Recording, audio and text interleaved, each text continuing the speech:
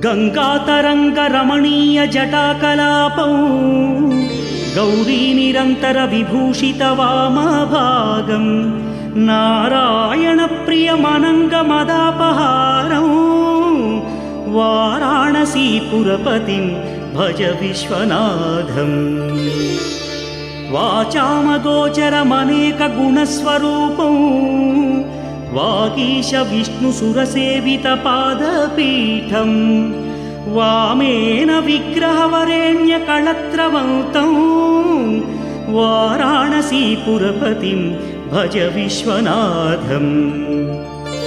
भूताधिपं भुजगभूषणभूषिताङ्गं व्याघ्राजिनाम्बरधरं जटिलं त्रिनेत्रं पाशाङ्कुशाभयवरप्रदशूलपाणिं वाराणसीपुरपतिं भज विश्वनाथम्। सीतांशुशोभितकिरीटविराजमानौ फालेक्षणानलविशोषितपञ्चबाणं नागाधिपारचितभासुरकर्णपूरं वाराणसीपुरपतिं भज विश्वनाथम्। पञ्चाननं दुरितमत्तमतङ्गजानां नागान्तकं धनुजपुङ्गवपन्नगानां दावानलं मरणशोकजराटवीनां वाराणसीपुरपतिं भज विश्वनाथम्।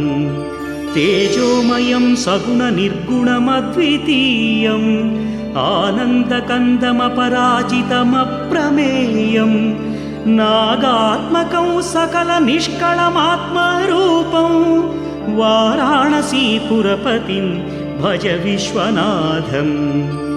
आशां विहाय परिहृत्य परस्य निन्दां पापे रतिं च सुनिवार्य मनस्समाधौ आदाय हृत्कमलमध्यगतं प्रवेशं वाराणसीपुरपतिं भज विश्वनाथम्।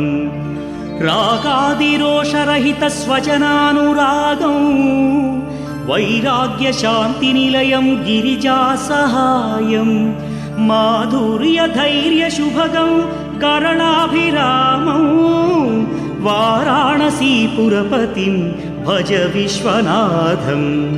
वाराणसीपुरपतेस्तवनं शिवस्य व्यासोक्तमष्टकमिदं पठिता मनुष्या विद्यां श्रियं विपुलसौख्यमनन्तकीर्तिं सम्प्राप्य देहविलये लभते च मोक्षम्।